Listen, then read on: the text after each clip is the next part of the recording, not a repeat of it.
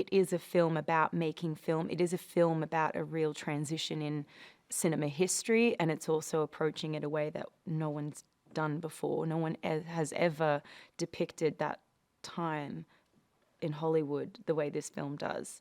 And I think people are going to be really shocked. I mean, I was shocked when I started like doing my research, because I think you think of the 20s as being quite, buttoned up and Charleston, and, we've seen that depicted on screen in a very polished way. And actually, it was just such an insane and debaucherous time. It was just wild.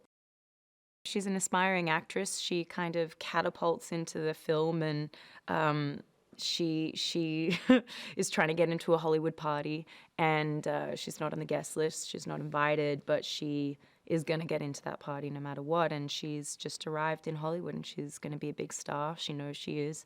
She knows that's what she was destined for. But she comes from nothing, and she's going to take it. She's not going to let anyone stand in her way. And she meets Manny, Diego's character, who helps her get into the party. And that kind of kicks off their relationship. They keep crossing paths, and well, you'll see. It's madness the way they used to shoot back then, out in the desert in broad daylight, because there's no sound.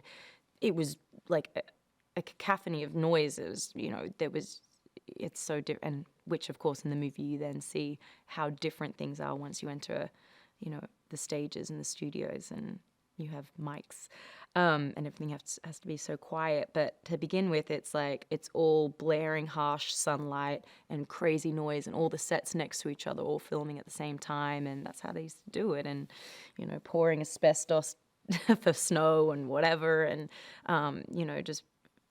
it's just madness. I think there's something just innately pure about Manny, and Nellie senses that the very first time she meets him. And I think it's the way he looks at her, kind of like from the night they meet. He kind of looks at her like he loves her and would do anything for her. And I think the selfish part of her recognizes that could be helpful for her. And then I think the hopeful part of her kind of recognizes that no one's ever really looked at her like that, with like a pure kind of love, not kind of a destructive kind of need or desire. So I think she knows deep down that Manny will always look after her or do whatever he can. When you're acting, knowing that you're shooting on film, and knowing how rare that is these days to get to be able to do that, it feels so special. And you see this in Babylon. You can literally hear when a roll of film rolls out. There is this, it's just magic, because you just want to give everything on that take. And before you start a take, they'll say how many feet have we got left? And they'll shout out, okay, we've got such and such amount of feet left, of film. Can we get a whole take for that? No, we'll never make it. Okay, take it from that line. Okay, go. Are we rolling? I mean, there's this moment, there's this feeling of like, we have to get it now, and it's going to be printed on celluloid forever. Brad is exceptional in this film. I mean, I'm a huge fan. He's exceptional in everything. But there's something really special. And maybe it is that thing of like seeing an actor play an actor that feels like a little bit like you're seeing, I don't know, it's like you're seeing behind the curtain or something. And he's such a movie star in real life, and he's such a movie star in this film.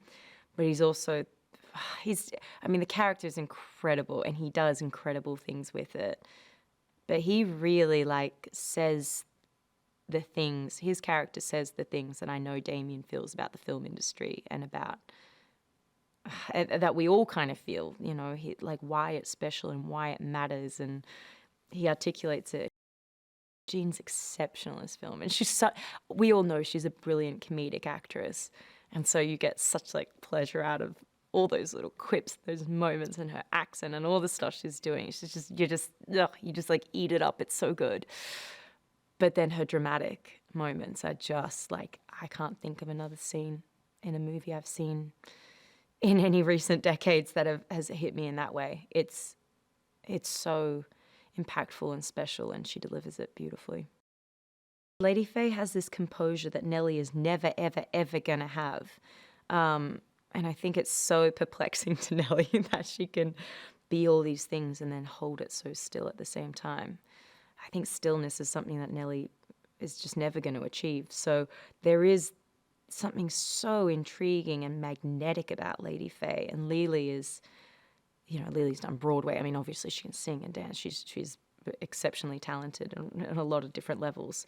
But she brings that energy to Lady Faye that just really sets her apart from all the other characters in the film. So many of us are like running around like chickens with their heads chopped off. It's just madness all the time. Even Jack Conrad as, Brad's character, even as like smooth and suave as he is, he's still like a loose cannon. Like he's still, he's still like insane and in these insane relationships all the time and just like, getting drunk all the time and all this kind of stuff. But Lady Faye is just badass.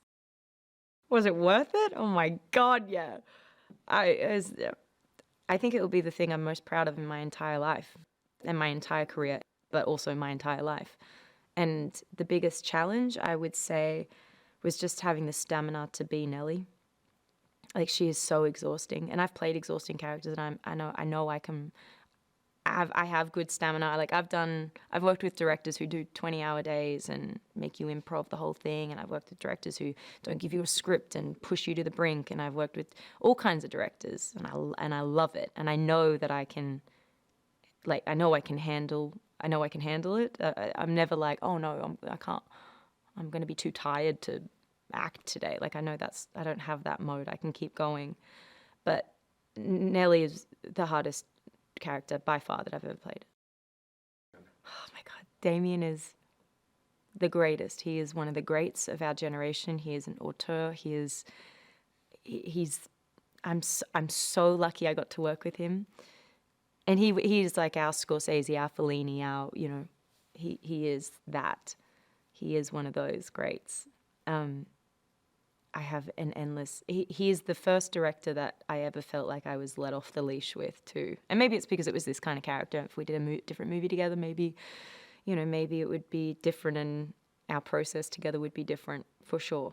But having him, and the way he feels about this film and about making this film and about writing Nellie and the way I wanted to play Nellie, it was just, like, explosive. And it was the first time I felt like I went pedal to the metal. Like, I've never really put my foot completely to the floor.